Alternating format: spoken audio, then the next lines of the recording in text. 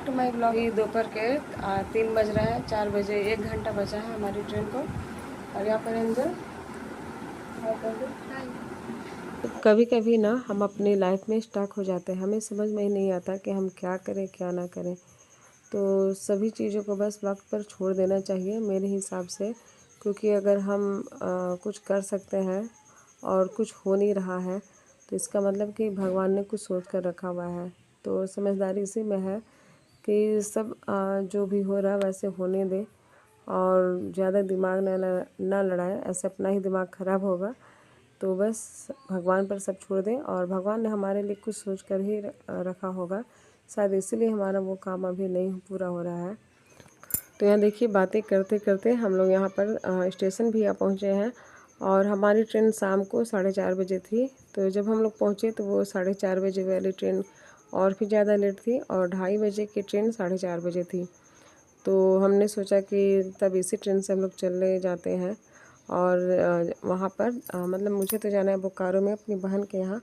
तो वहाँ पर स्टेशन से जो मेरी बहन का घर है, मतलब मेरी दीदी है वो, तो वहाँ जाने में अंधेरा हो जाएगा, तो वहाँ रात में उतना सेफ़ नहीं है रात में। इसीलिए हमने सोचा कि चलो दिन वाला ट्रेन से ही चलते हैं और जल्दी पहुँच भी जाएंगे। तो यहाँ पर हम लोग इंतज़ार कर रहे हैं ट्रेन का, और थोड़ी देर के बाद ट्रेन आ गई थी। तो ये हम लोग बस बैठे ही थे, तब तक ट्रेन खुल भी गई, और हस्बैंड हम लोगों को ट्रेन में बैठा करके फिर घर चले गए।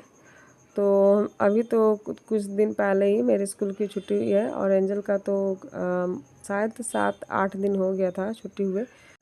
तो अभी स्कूल खुलने में काफ़ी दिन है। तो यहाँ पर हम लोग 4-5 दिन रहे, 5 दिन 6 दिन रहे हैं, और छठे दिन हम लोग फिर चले गए।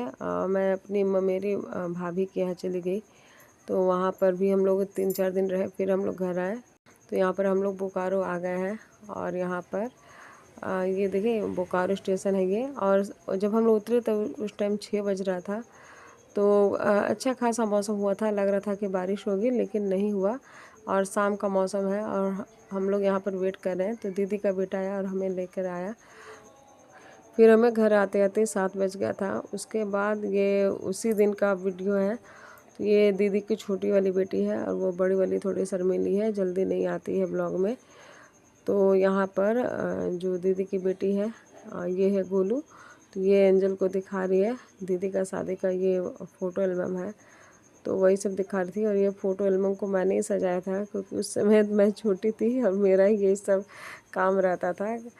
तो ये मैंने ही बता रही थी इन लोगों को कि मैं ही इसमें फ़ोटोज़ वगैरह को सजाई हूँ। फिर ये अगले दिन सुबह का ये वीडियो है। तो ये लोग सुबह उठ करके जा रही है मॉर्निंग वॉक पे। तो एंजल को भी लेकर के जा रही है। तो फिर मैं उठ गई थी दरवाज़ा बंद करने के लिए।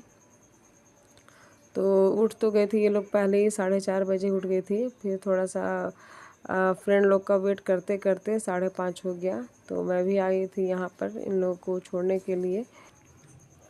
तो यहाँ पर काफ़ी देर तक मैं इन लोगों को देखती रह गई थी कि ये लोग जाएंगे तब मैं अंदर जाऊँगी, लेकिन ये लोग अपनी फ्रेंड का वेट कर रही थी। तो इसीलिए मैं थोड़ा देर वेट करने के बाद में फिर मैं अंदर चली गई।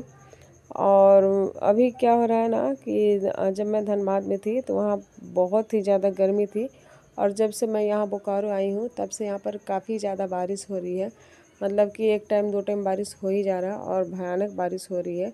मतलब कि अगर 2 मिनट भी खड़े रहेंगे तो भीग जाएंगे, ऐसी बारिश हो रही है। तो यहाँ पर जब से आई हूँ तो कहीं घूमने भी नहीं जा पा रही थी।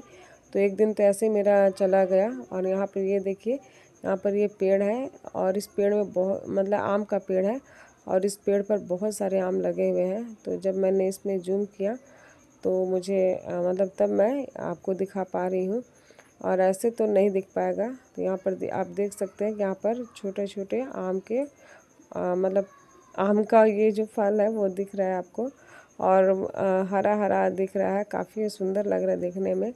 और पेड़ की शोभा तो फल ही होती है। तो यहाँ पर बहुत देर खड़ी थी मैं, तो भी ये लोग यहीं पर खड़ी हैं, लेकिन अभी नहीं गई हैं। ये लोग अपनी कोई सहेली का वेट कर रही है। तो मैं भी थोड़ा देर यहाँ पर खड़ी थी, और सुबह का टाइम है तो अच्छा भी लग रहा था, ठंडा ठंडा हवा लग रहा था। तो यहाँ पर मैं देख रही थी कि ये लोग अभी वेट कर रही है अपनी फ्रेंड का। फिर मैं घर के अंदर आ गई थी, और ये फिर अगले दिन शाम का वीडियो है। तो काफ़ी बारिश भी हो गई थी, तो शाम के 3 या 4 ऐसे हो रहे हैं। तो हम लोगों को बंटी दीदी का बेटा लेके जा रहा है दीदी की फ्रेंड के यहाँ उनसे मिलने के लिए। तो जब से मैं यहाँ आई हूँ बस बारिश ही हो रही है। और जब मैं वहाँ थी अपने यहाँ तो बारिश नहीं थी, काफ़ी गर्मी थी और बहुत धूप भी था। और जब मैं यहाँ आई हूँ तो बस बारिश ही बारिश हो रही है। और सुबह से ही प्लानिंग चल रही है हम लोगों को यहाँ आने के लिए। अंत में जब बारिश थमा है तब जा कर के हम लोग निकले हैं। तो फिर वहाँ से घूम करके हम लोग 7 साढ़े 7 बजे घर आ गए थे। और फिर ये अगले दिन का वीडियो है। तो यहाँ पर गोलू बीपी चेक कर रही है। तो मेरे जीजा को बीपी का प्रॉब्लम है, इसीलिए बीपी मशीन घर में रखते हैं, हमेशा चेक करते रहते हैं। तो यहाँ पर गोलू हम लोग का भी बीपी चेक कर रही थी। तो मेरा थोड़ा सा लो आया क्योंकि मेरा बीपी अक्सर लो ही रहता है। फिर अपना भी बीपी चेक की, एंजल का भी बीपी चेक की।